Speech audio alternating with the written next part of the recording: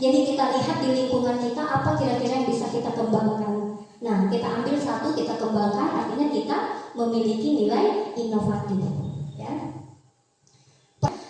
Budaya positif ini akan memunculkan rasa aman dan nyaman pada murid dalam proses pembelajaran, dan budaya positif juga dapat mendorong murid untuk mampu berpikir, bertindak, dan menciptakan sebagai proses memerdekakan dirinya sehingga murid lebih mandiri dan bertanggung jawab. Nah, di dalam budaya positif kita mempelajari adanya disiplin positif, yaitu pendekatan mendidik anak untuk melakukan kontrol diri dan pembentukan kepercayaan diri. Yang kedua, nilai kebajikan dan keyakinan yang kelas.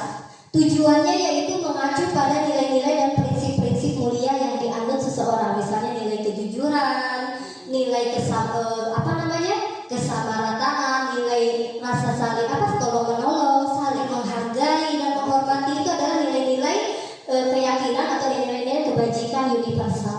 Ya, posisi kontrol. Nah, kita sebagai guru bisa memiliki 5 posisi kontrol. Yang pertama, sebagai pemberi hukuman. Yang kedua, pembuat rasa bersalah. Yang ketiga, sebagai teman. Yang keempat, pemantau. Yang kelima, manajer. Artinya apa? Ketika kita menghadapi siswa yang bermasalah, guru ini pasti akan mengambil posisi salah satu ini. Sekarang saya tanya, selama ibu-ibu mengajar, kalau ada siswa yang bermasalah, ibu-ibu itu selalu mengambil di posisi yang mana? Yang pertama, sebagai pemberi hukuman. Ketika siswanya salah, kita kasih hukuman. Ya, itu namanya pemberi hukuman. Disuruh jalan jongkok, disuruh lari keliling lapangan, hormat bendera. Artinya kita selama ini menjalankan posisi kontrol sebagai pemberi hukuman. Lalu pembuat rasa bersalah. Kalau pembuat rasa bersalah, biasanya kita panggil anaknya, baru kita bilang, "Nak, kamu jangan begitu, nanti ibu kena marah. Nanti kamu jangan begitu, nanti ibu kena marah sama kepala sekolah, kena tegur sama kepala sekolah." Membuat anak jadi merasa bersalah. Kenapa kamu seperti itu? Nggak kasihan kamu sama orang tua kamu? Kayaknya saya pernah kayak gitu ya. Sering kayak gitu. Kalau ada siswa bermasalah, pasti kita buat anak itu supaya dia menangis, supaya dia sedih. Sebenarnya itu tidak boleh. Ya, itu bukan cara yang baik untuk menyelesaikan masalah. Yang ketiga, sebagai teman. Ya, kalau misalnya dia terlambat, "Kenapa kamu terlambat lagi?" "Oh, tenang.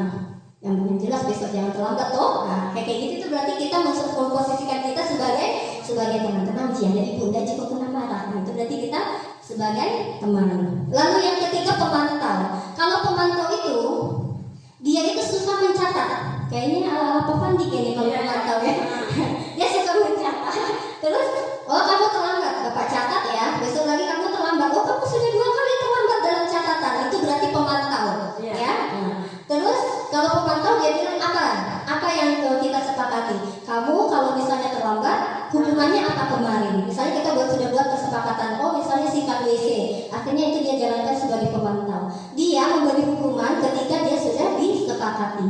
Ya, sudah ada aturan yang disepakati. Nah, yang ketiga, manajer. Nah, inilah posisi yang paling bagus yang kita lakukan ketika menghadapi siswa yang bermasalah. Kita posisikan diri kita sebagai manajer. Apa itu posisi sebagai manajer? Sebentar, ada videonya, ya. Lalu yang keempat, kebutuhan dasar. Ibu-ibu, anak-anak ketika dia melakukan sesuatu, atau jangan anak-anak, setiap manusia ketika dia melakukan sesuatu pasti ada alasan. Iya kan? Pasti ada alasan yang mendorongnya. Apa alasannya? Yang pertama, kebutuhan untuk bertahan hidup. Misalnya, ya, Bu Muli menemukan Amran, dia tidur di kelas. Ya, dia tidur di kelas itu pasti ada alasannya. Nah, kita sebagai guru cari tahu dulu apa alasannya. Apakah dia tadi belum makan? Kalau dia belum makan, artinya dia bertahan hidup. Kebutuhan bertahan hidupnya di situ. Ya, dia butuh makan. Makanya dia malas-malasan di kelas. Lalu yang kedua, kasih sayang dan rasa diterima. Bisa jadi Amran tidur di kelas, dia cuma mau ambil perhatiannya Ibu Muli supaya ditegur, dianggap kalau ditegur Bu Muli artinya ibu memperhatikan dia, ibu sayang sama dia. Ya, dia butuh rasa kasih sayang dan diterima. Lalu yang ketiga, penguasaan. Mau dibilang mungkin sama teman-temannya, toh dia yang paling hebat atau paling apa toh dia. Toh itu dapat penguasaan. Lalu yang ketiga, kebebasan. Mungkin sama cara belajar kita di kelas, dia ingin kebebasan, mungkin dia pingin metode yang lain, ingin belajar di tempat yang lain, dia butuh kebebasan, tuh karena dia rasa dia di dalam sini itu terkekang, ya.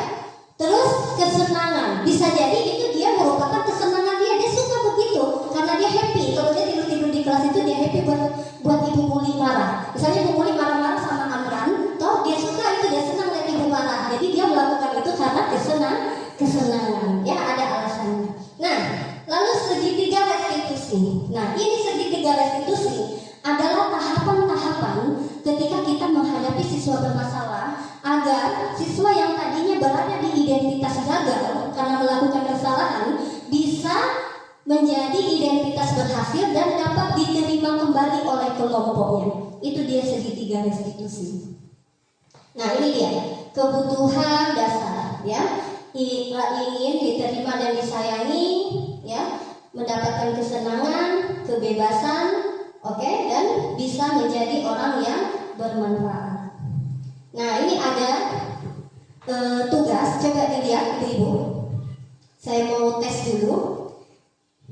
Bimo, seorang anak TKB, selalu berlari keluar kelas menuju jalan raya di depan sekolahnya yang ramai dengan kendaraan. Tingkahnya membuat guru Bu Ani bingung dan seringkali lari mengejarnya. Ada beberapa kemungkinan jawaban yang diberikan Bimo. Apabila Bimo ketika ditanya dia menjawab, aku senang main kejar-kejaran dengan ibu guru, seru. Artinya apa? Kebutuhan apa yang ingin dimiliki oleh Bimo? Yaitu kebutuhan mendapatkan kesenangan. Ingat tadi ya, kebutuhan tadi ya. Lalu yang kedua, kalau jawaban Bimo seperti ini, ibu kejar aku karena ibu guru sayang aku. Artinya dia butuh cinta dan kasih sayang. Lalu kalau misalnya si Bimo menjawab, aku hebat kan, bisa bikin ibu guru kejar aku, artinya dia ingin mendapatkan penguasaan, dibilang hebat, toh? Lalu yang terakhir, aku bosan belajar mewarnai terus di dalam kelas, makanya Bimo berlari-larian keluar, artinya dia ingin mendapatkan kebebasan, ya. Coba kalau ini dijawab coba sama teman-teman. Dinda, seorang anak kelas 3 SD. Begitu tiba di rumah, sepulang dari sekolah, dia menangis dan mengadu pada ibunya bahwa dia benci pada Ibu Rani, ibu gurunya. Apabila Dinda menjawab, ibu guru bilang, aku tidak boleh bersenandung sewaktu mengerjakan tugas. Katanya kelas harus tenang, tidak ada suara, kan gak seru jadinya. Artinya dia ingin kebutuhan apa itu yang terpenuhi? Kebutuhan apa? Kebebasan, kesenangan, cinta dan kasih sayang, penguasaan. Ingin apa? Kebebasan. Kenapa bisa kebebasan? Karena dia tidak boleh bersenandung sewaktu mengerjakan tugas. Dia ingin bebas, ya, betul ya. Ini dia yang betul. Berarti ini kebebasan. Lalu yang kedua, ibu guru tidak menyapaku hari ini, padahal aku pakai jepit rambut baru. Dia butuh apa itu? Apa? Kasih sayang, penguasaan, kebebasan, kesenangan. Kasih sayang. Ada yang lain? Saya ulang. Ibu guru tidak menyapaku hari ini, padahal aku pakai jepit rambut yang baru. Iya, kasih sayang, betul. Kasih sayang dan rasa diterima. Lalu yang ketiga, aku sebel, gambarku tidak rapi. Malah ibu guru nunjukin ke teman-temanku di depan kelas. Dia marah karena ibu gurunya tunjukkan gambarnya di depan kelas. Artinya dia butuh apa? Penguasaan, kebebasan, kesenangan, kasih sayang, atau survival, bertahan hidup. Dia butuh apa kira-kira ini di sini? Bertahan hidup kan? Ada yang lain? Saya ulang. Aku sebel, gambarku tidak rapi. Malah ibu guru nunjukin ke teman-temanku di depan kelas. Dia butuh apa itu? Butuh apa? Butuh apa dia? Butuh kesenangan, kebebasan, penguasaan, kasih sayang dan rasa diterima atau bertahan hidup? Dia butuh apa? Apa? Kebebasan atau kasih sayang? Satu saja. Tadi sudah kasih sayang. Sekarang apa lagi? Kebebasan? Apa? Sudah juga.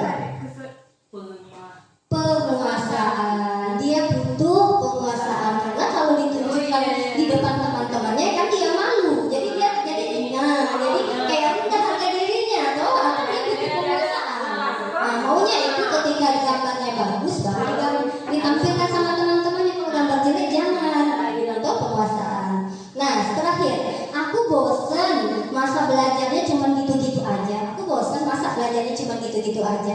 Berarti dia butuh apa? Butuh apa? Dia butuh apa? Kesenangan. Kesenangan. Betul ya, dia butuh kesenangan. Oke, berarti sampai di sini paham ya? Ketika kita melakukan sesuatu pasti ada dasarnya. Kita identifikasi dulu kenapa anak kita melakukan itu, ya. Nah, ini dia segitiga restitusi. Proses menciptakan kondisi untuk memperbaiki masalah pada murid sehingga bisa kembali pada kelompok mereka dengan karakter yang lebih kuat. Restitusi juga dapat membantu murid lebih memiliki tujuan, disiplin positif, dan memulihkan dirinya setelah berbuat salah. Restitusi